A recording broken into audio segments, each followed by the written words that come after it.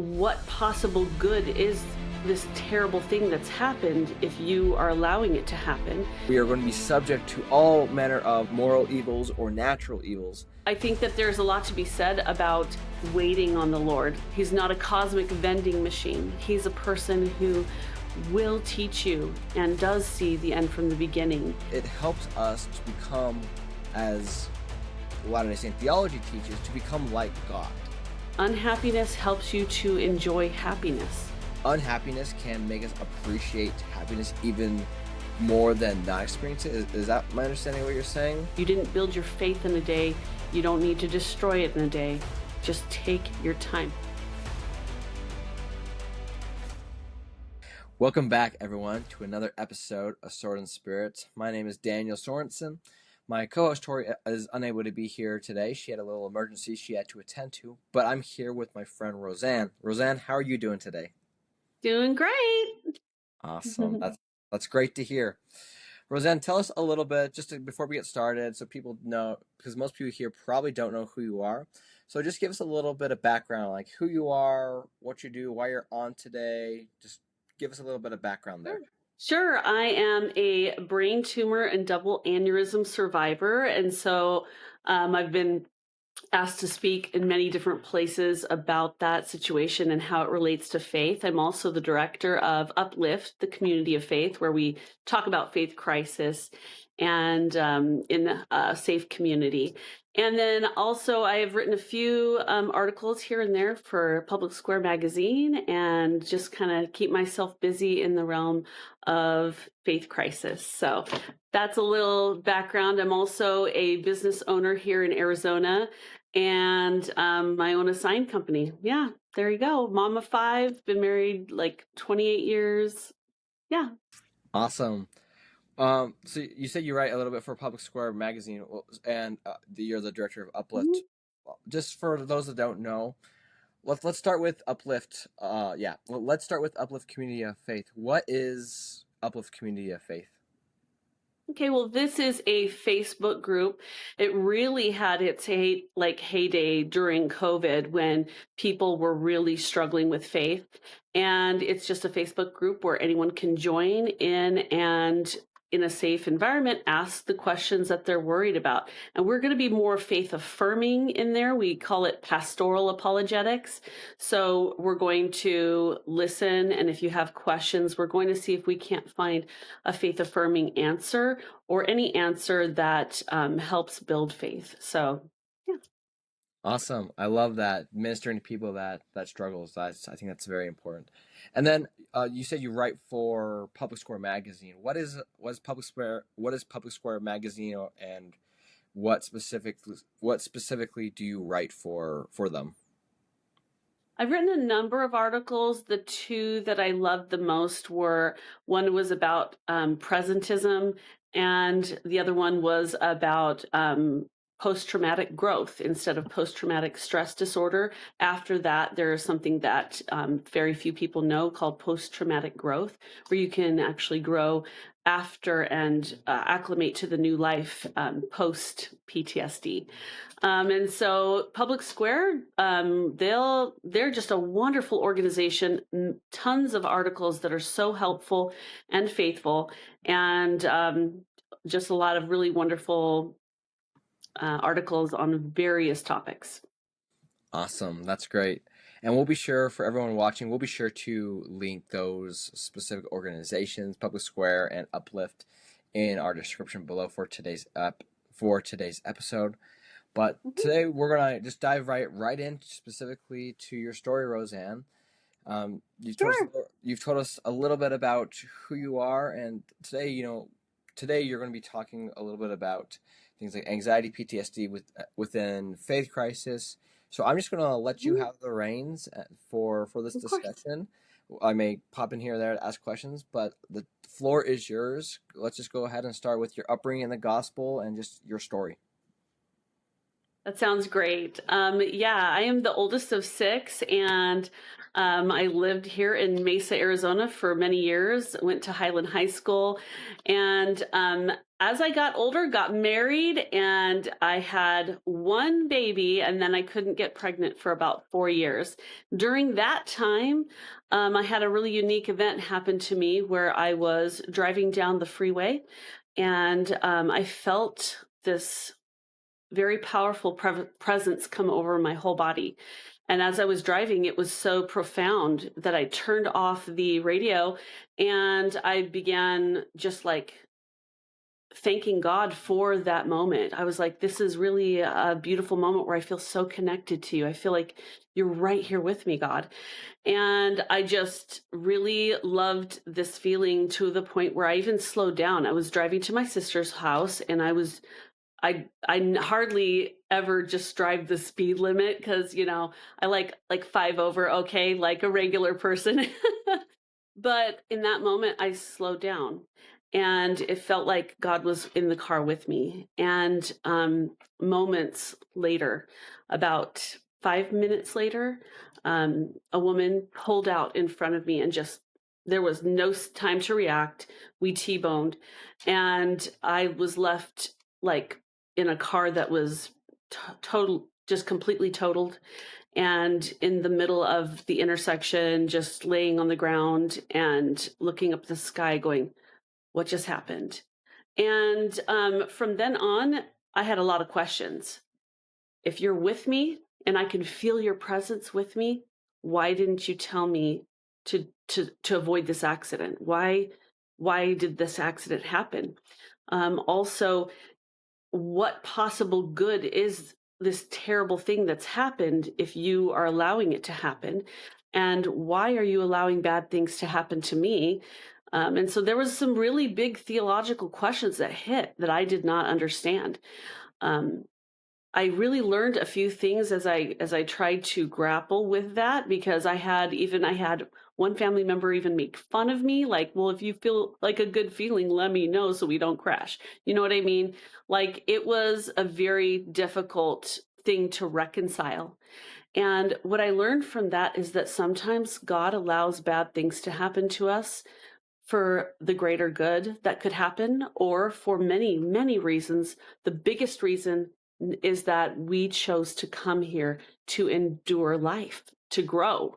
And so I really felt like the things that were happening, that happened, helped me to grow. So I did have a hairline fracture in my pelvis. I had deep bone bruising down my legs, but relatively seemed like I was okay.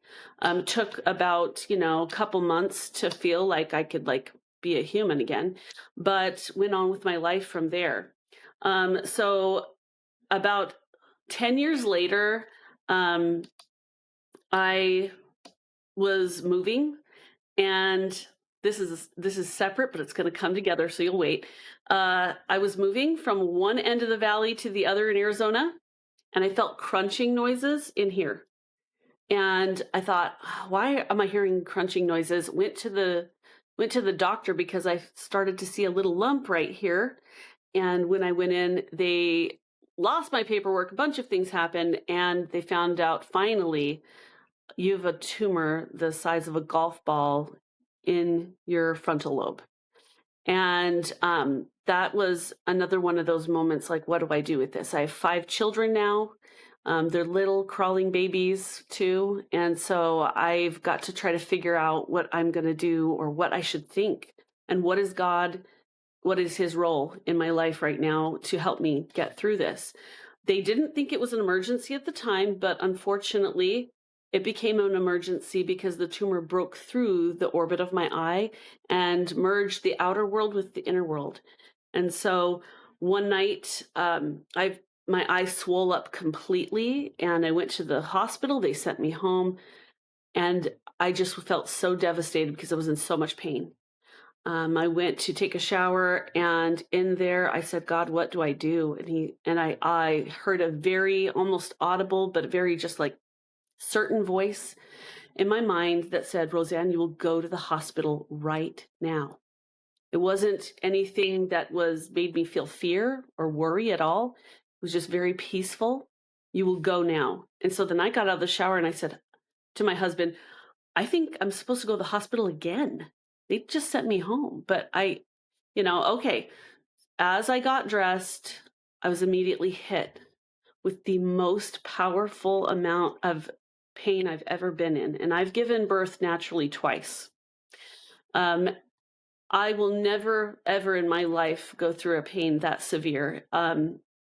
It just felt like something was trying to break out of my skull, and I had an infection that had gone into that area.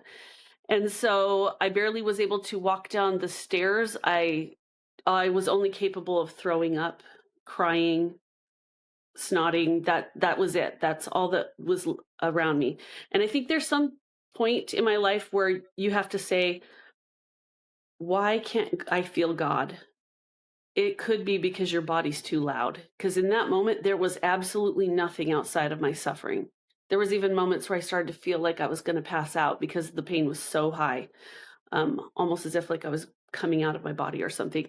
But I only mention the severe, severe pain because I think there are moments in life where people are like, where is God in the severity of intense, intense suffering? And sometimes that is just so much suffering that you can't feel of him. The second that they were able to give me medication to, get out of that, they finally admitted me, and they were like, this has become an emergency surgery for your brain. And so I went into the emergency surgery about 2 days later. So they only had 3 full days to pump me full of the highest amount of antibiotics they could, hoping that it was reaching everything. And then I'm going to have open brain surgery. And what that entails is ear to ear, cut down the skin, and then we're going to remove the entire forehead and pull out that tumor that's pressing in on the brain.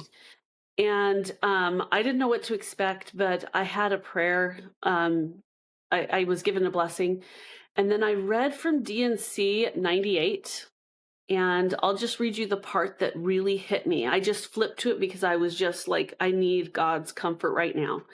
And this is what I read. I read verse 1, 2, and 3, but it's especially this part where, and all things wherewith you have been afflicted shall work together for your good, and to my name's glory, saith the Lord.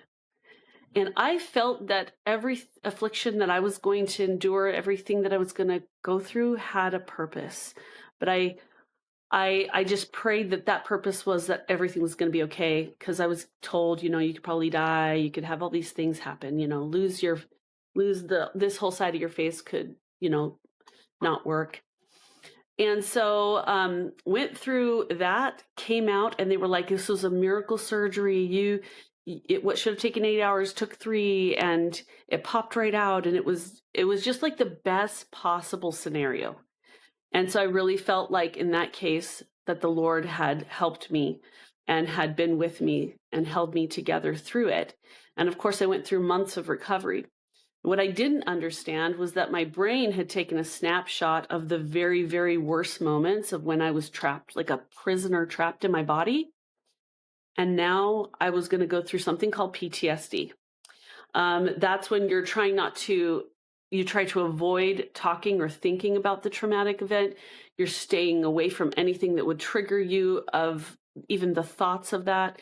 And then sometimes you can't even help it. You're just doing something normal and a thought will hit, and all of a sudden you feel like you're going to die, which I'd never experienced a panic attack before in my life. And so that was really debilitating. I started to watch my whole world shrink. And I felt like I couldn't do things that I had always wanted to do, like travel or other things. But, I just started to watch it shrink, and I was like, I guess this is just what my life is like now. And I was having memory problems, negative emotions. Gosh, it was awful. It was pretty awful. So yeah, I canceled all my friends a lot. That was hard for them. But we're going to swing back to that thing that I just told you about earlier, about that car accident. Remember that car accident from the beginning? Well, that car accident comes back into play. And I felt like I had a pain going through my stomach. And this was about 7 years after the brain tumor. I had a pain that was kind of going through the center of me and out the back, and I couldn't figure out what it was. I went to see the doctor, but I also noticed that something was hurting up in here, so I was going to get scanned. Now, here's the thing. I had, after that brain tumor surgery, I had gone to an event for the church where an Area 70, actually he was a General Authority 70, was there. His name was Marlon K. Jensen. He used to be a church historian. One of the most amazing people I've ever had the privilege of listening to in a stake. And when he spoke, I felt just compelled to go see him. And I just said, I've been through a few things recently, and I just felt so inspired by your words. And he said, what did you go through? And I said, the brain tumor. And then he said, I promise you in the name of the Lord, that brain tumor will never return. And that moment really hit me hard because I just was like, I believe you. I had full faith in what he said in that moment. I believed every word, and I just knew it. Like something inside me said, no, that's to be true. And so, years later, 7 years later, when I'm going in for this pain I feel here, and then I'm feeling something here again, I go and get a double scan of both. And they say, the brain tumor has returned. And they say, this thing down here is life-threatening. The story of how that even came to be, how I got those scans so quickly, is actually a miracle, and it's a side story. But every piece of this, I feel like God was like helping it along, even though all it felt like was hit after hit after hit of things that didn't want to work out for me. And so, yeah, I went in just to my Heavenly Father, and I just broke down. There was a moment where I just completely fell apart.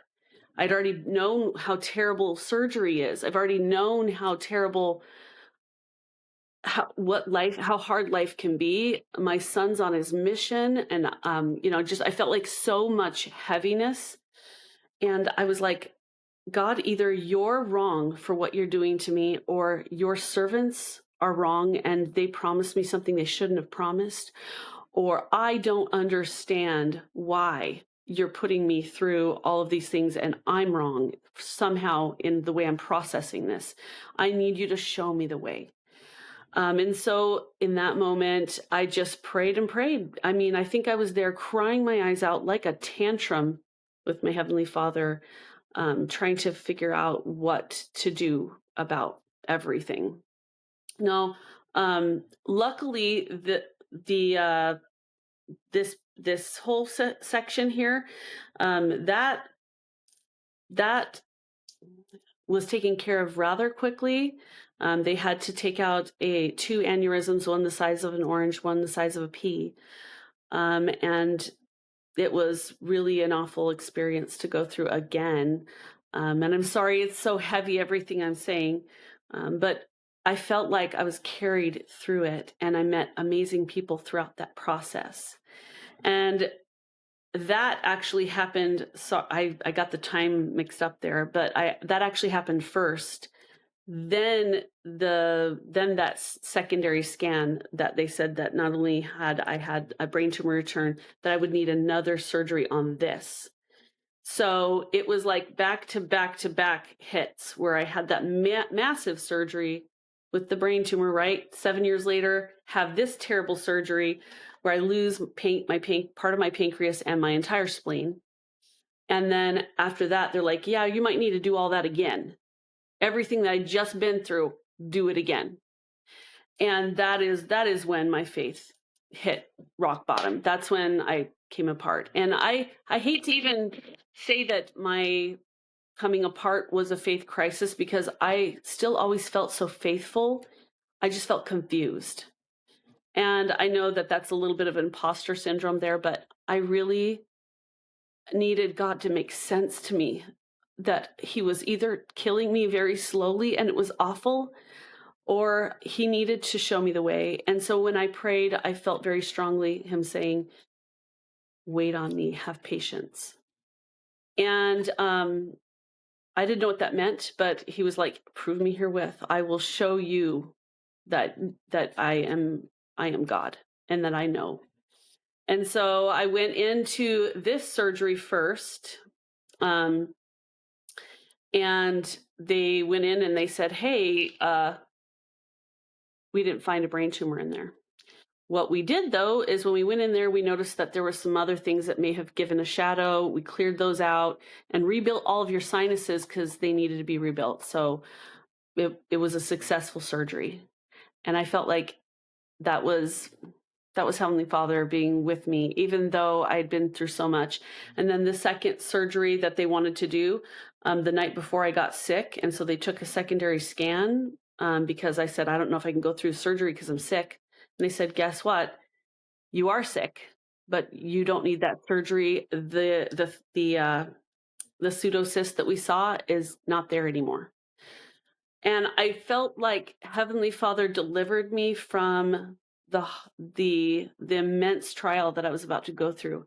And he had given me those words of encouragement beforehand. Just wait patiently on me.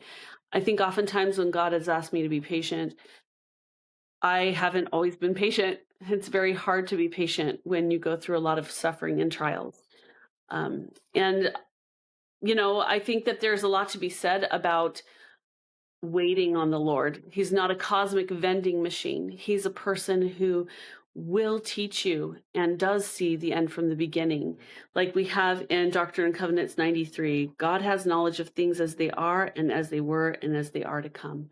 And because he sees ahead, then he's able to guide us to those things.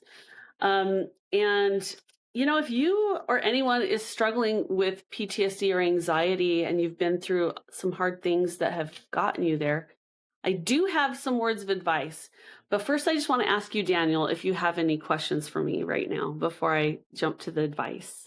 Yeah, well, I think there's two questions that I wrote down while you were talking that I think are important because one of the things you talked a little bit about was just PTSD, and a lot of people we talked about this in one of our first episodes with Jennifer Roach. Excuse me. Love We talked, Jennifer. Yeah. yeah, we talked about this with Jennifer Roach Lees, and she talks a little bit about specifically dealing with your PTSD in healthy ways. But I guess a question that I have is, regardless of what the situation may be, how do people when people talk about like religious PTSD or just PTSD in general, is there a certain way that Latter-day Saints should best respond to it or go about it? Because oftentimes we go through something, or they may be going through something, and oftentimes we say, well, just focus on the basics, focus on God, the prophets. Don't let your PTSD get in the way of your relationship with God. And that seems to really be hurtful more than it is helpful. So what do you think about that? How would you best respond to that? Or how can we as members do better in regard to that? Because sometimes it does So seem like we dismiss something that they're saying because we want them to just have faith. So people who are experiencing active PTSD, because I think that there are stages in life, and if you never directly deal with PTSD, you're always going to avoid it, and it's going to get worse, or it gets tucked away and just pops out of nowhere. But if you're in the middle of that and you're not into the happier parts of it, because there is, and that's called post-traumatic growth. But if you're in the active form of PTSD, you need people who listen to you. You need people who are not going to talk at you until you've asked them a question. If you're struggling, allow that person to struggle and allow them to tell you what the struggles are.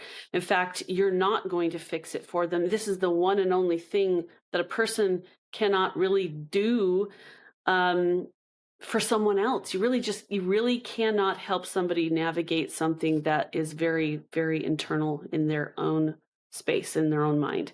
So just remember that that's not a thing to where you could actually say the right thing.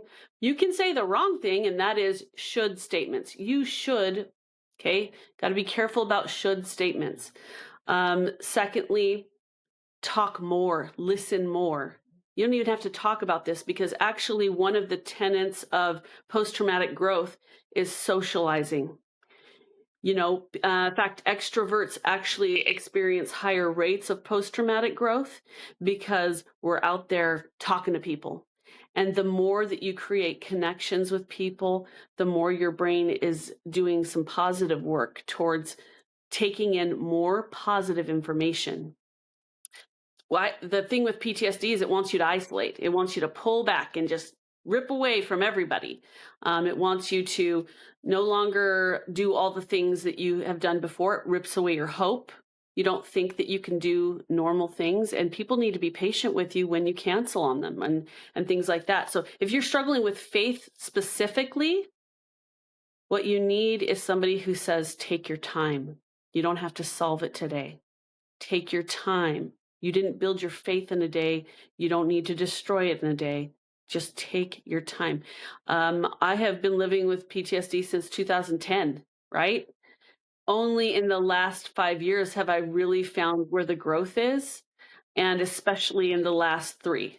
So think about that. You might have to live, maybe 8 years with a struggle, a very hard struggle. And you'll need people around you that can not just support you, but be kind and loving. And while you're having that faith crisis, be positive with them. Just like, you'll figure it out. I believe in you. You can do this. I think that having somebody believe in you that you can overcome it helps a lot. Because PTSD wants you to feel detached. It wants you to feel overwhelmed and emotionally numb. It doesn't want you to feel. It's going to beg you to have existential crisis, but you don't want to do that. So you're going to avoid. But the more that you can expose yourself to all the things that you're avoiding, that's where growth comes in. That's where you're going to actually gain ground again.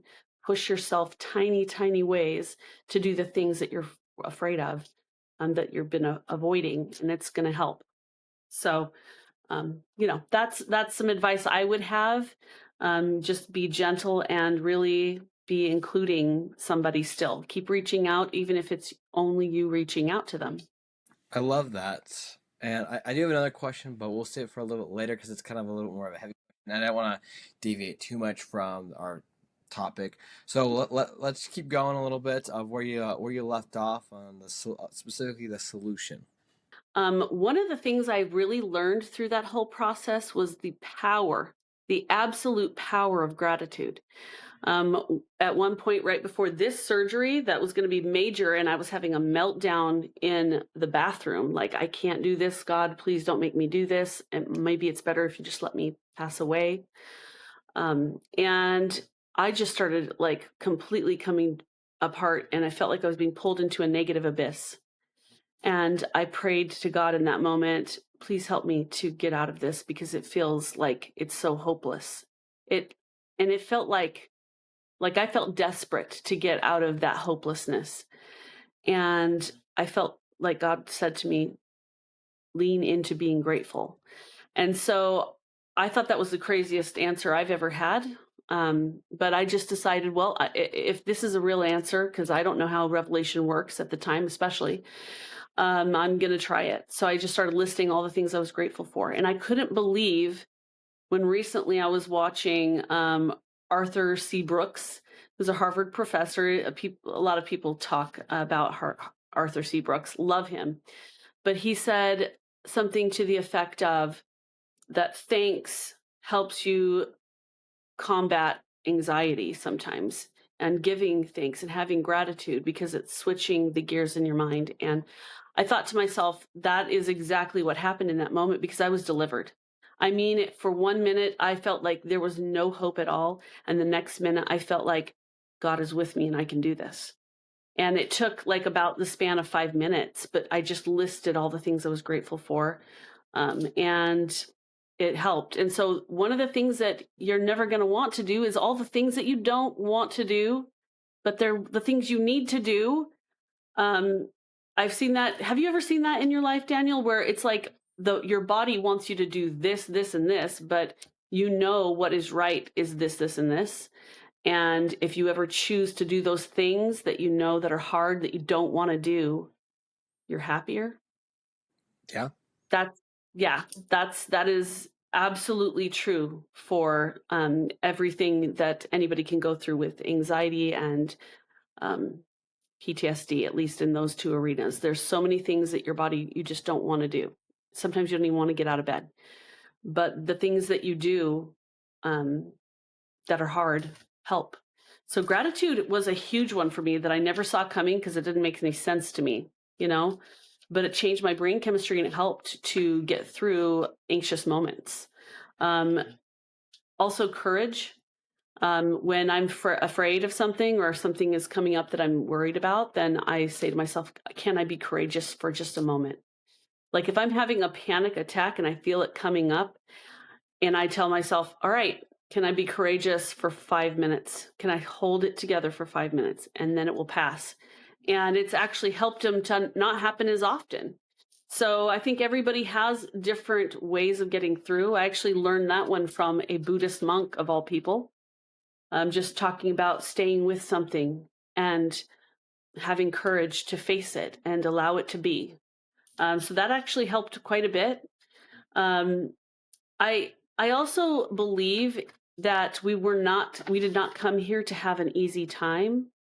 In fact, I recently read a study that was done where if these people were brought together for the study, they were hooked up to an electrical device, and they were forced to watch three kinds of movies. So they were watching sad movies, they were watching boring movies, and then they were watching neutral movies. And at any time in any of these movies, they could shock themselves with a significant painful shock. And if it's whenever they wanted to, if they wanted to. And so they weren't doing that during the sad movies. They weren't doing that even during the neutral kind of movies, but they definitely did it during boring movies. In fact, it was 25% of women and 65% of men would shock themselves during boring movies. And it's interesting that you can almost deduce from that humans would almost prefer pain to being bored or to having absolutely nothing going on.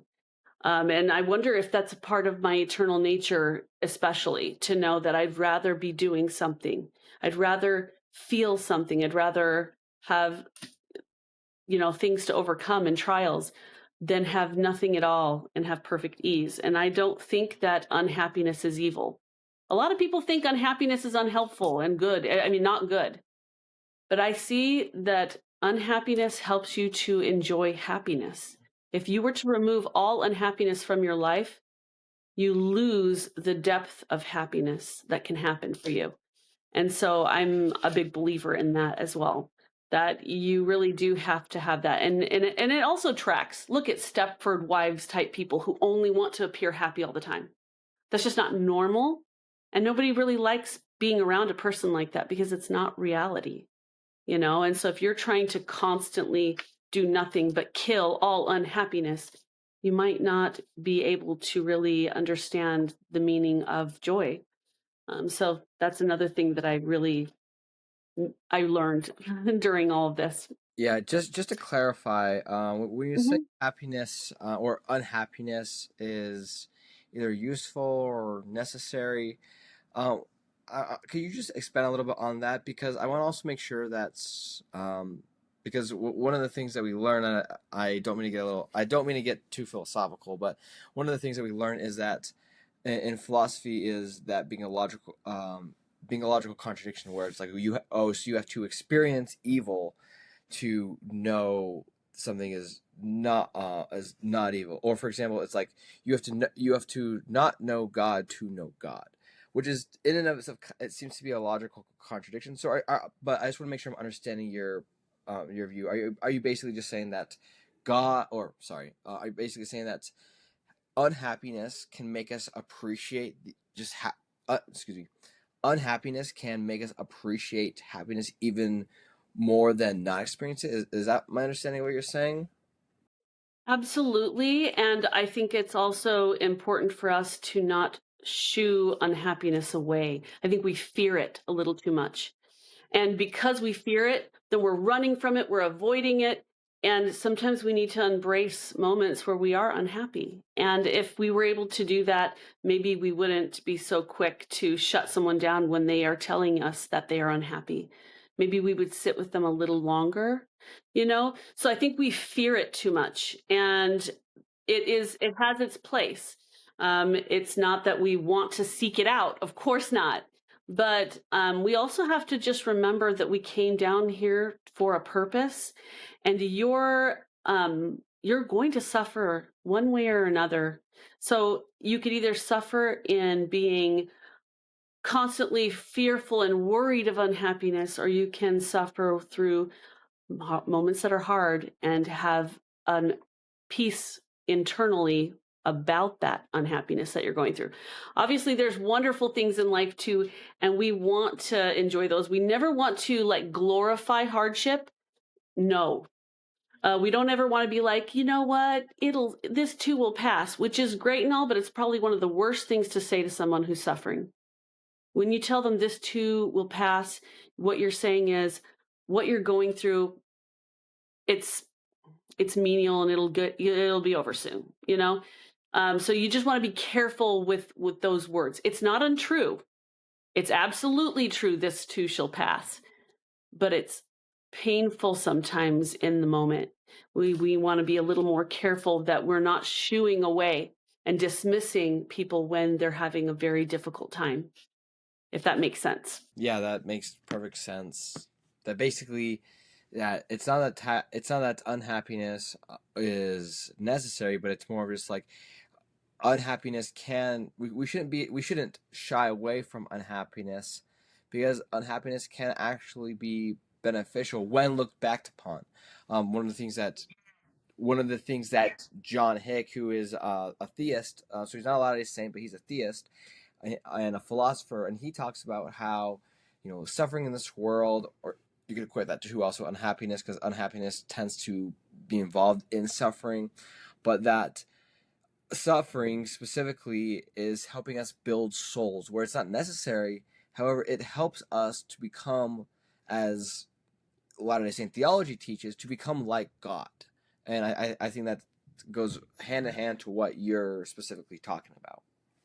Yeah, I think that's exactly right. And I think that I don't think that I could understand other people the way that I do had I not had deeply unhappy moments.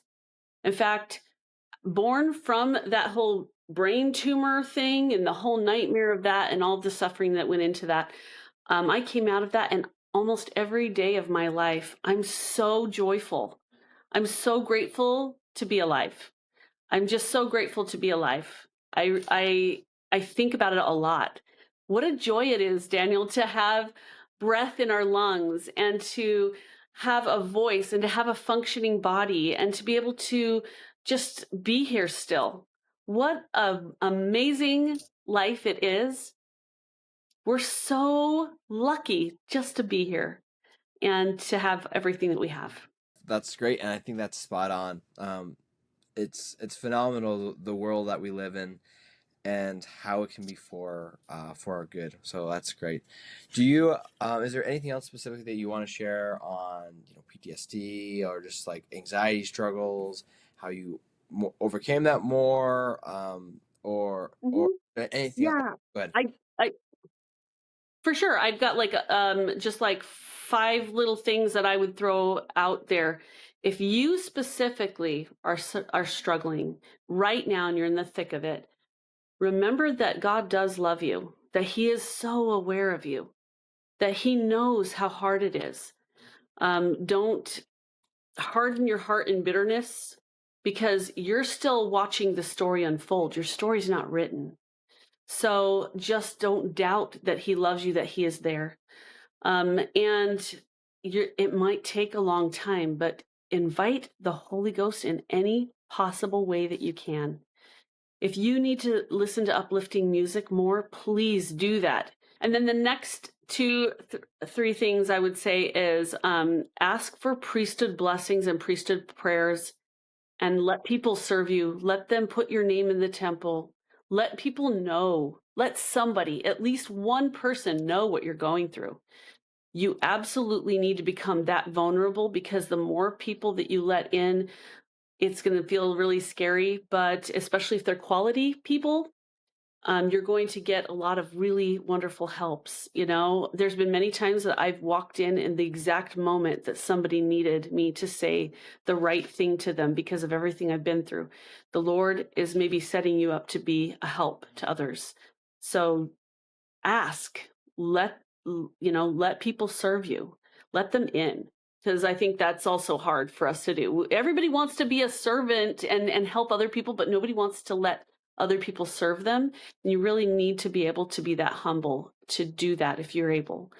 And so then lastly, I'll just say, hold on to hope and believe in miracles, because they're real.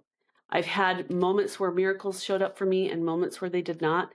And I know that God has his reasons, and those things make sense. But miracles are real. They do happen. And if you don't give up, you will be able to connect with God eventually again. So I'm here to say that there's hope. And read as much as you can about post-traumatic growth. That's going to help you a ton. Thanks for sharing that. I think that was just spot on, and I love this conversation.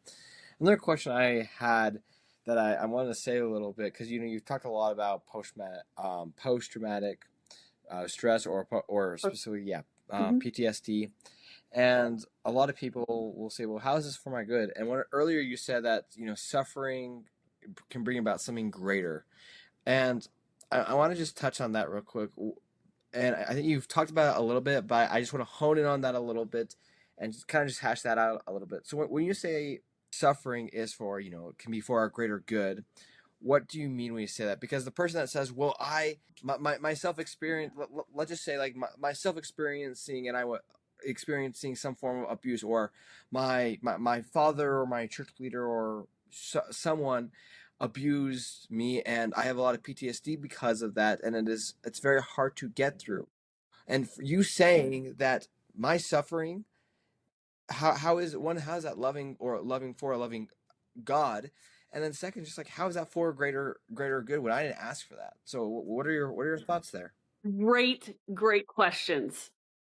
I love this, because this really, I had these exact questions. I haven't only gone through these things that I just said to you. I also went through childhood sexual assault, and I've also been through a few things in my life. And so I definitely know what it is to have been hurt in ways that are not fair and not okay.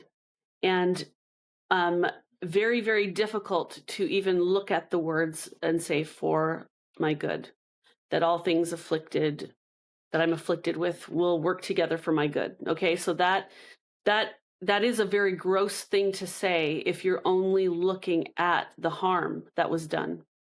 And I think you have to be very careful. This is why it's really tricky for me to talk about this, because there's so many facets to it. But when you talk about suffering, and when you actually, Francine Benyon wrote this wonderful article called The Theology of Suffering. Totally read it. It's wonderful. But she talks about how before we came down here, we knew that it would be terrible. And we wanted so badly to become like God that we chose this. I think that for me is what flipped the script. I was always like, why is God allowing this? And then I changed that to, why did I want this? Why did I want to come to an earth that was so riddled with sin, guilt, and evil, and all things that are both destructive or evil? And the answer is because I wanted to become like God. And I know that these things are temporary. If you're an eternal being, then this life is short. And you're suffering right now. You're not going to want to hear this. So hopefully nobody who's in the middle of suffering is listening to this. But I will tell you that absolutely all things will be for our good. C.S. Lewis would always say that at the end of this life, you will decide whether it was all hell or whether it was all heaven. And even the worst things that happen to you, you will actually look at it through the lens of that it was heaven, because not because of what happened to you at all, but because of how it changed you to care about other people and have compassion for them and to love them in a way that nobody else could because they hadn't had those experiences that changed you for life. And so, because of that, I can look at all of the terrible things I've been through as heaven. Not that I glorify them at all. Those things that happened, especially the really, really awful parts, were wicked and evil. But what I learned from that is invaluable. And I'm able to be a light for my family and for the people I love the most when they're hurting. That is a true gift that I paid a terrible price for. And I will not squander that. I will use it. I will use every negative thing that I can to get a leg up. Because if it happened to me and God wants it for my good, what can I learn? And how can I help other people to not suffer? It causes me to stand up for injustice 3 times more. It causes me to care and to run to aid someone. I know that that helped me so much when I was a Relief Society president. I was able to just run. I was like, go take care of the problem now, because time is of the essence sometimes, you know? So that's how it works together. It's us and God working together to transform beauty, or the ashes into beauty. So I hope that helped answer that a little bit. I love that, the transforming ashes into beauty. We're using something that we didn't ask for, that may be horrible in and of itself, but that God can make that for our benefit. Not that it justifies what happened to us. Things like abuse are horrible, or whatever thing causes the issue. However, God can't, because God is so merciful and God is so loving, and also because God is so just, He can allow those things to be for our benefit. But that doesn't mean that He specifically caused and said, you need to go through this specifically in order for it to be for your benefit. But we live in a fallen world, and where we are going to be subject to all manner of moral evils or natural evils. And because of that, God can allow those evils to be for our good if we let Him. It's putting our minds single to God's glory, even though this is a fallen world and it is harming, it is hurtful. God can still make things for our good, and I love that. So this has been a great discussion, Roseanne. One of the last things I really want to just hone in a little bit on is, because we've talked specifically about anxiety, PTSD, and suffering, but if there's something specifically that you would want someone to get out of this discussion today, what would that be? What would be that the main focus that you would want someone to, if they don't get anything else out of this discussion, that they get at least this out of the discussion? What would you say that would be for the person? Okay, I think that if there was one thing that you want to get out of this whole discussion, and that is that we are resilient beings, and that whatever we are struggling through, God has made a way from the foundations of the earth to be there for you and to help you make a way through. Nothing is written in stone, even if you feel like it is, even if you feel like your world is collapsed. Your story is still being written, and hold out hope that these will be a dark night of the soul that will end, and the sun will come up again for you. And things don't need to make sense, but be able to have that inner peace within you that you can settle on when Christ says that He will heal all things.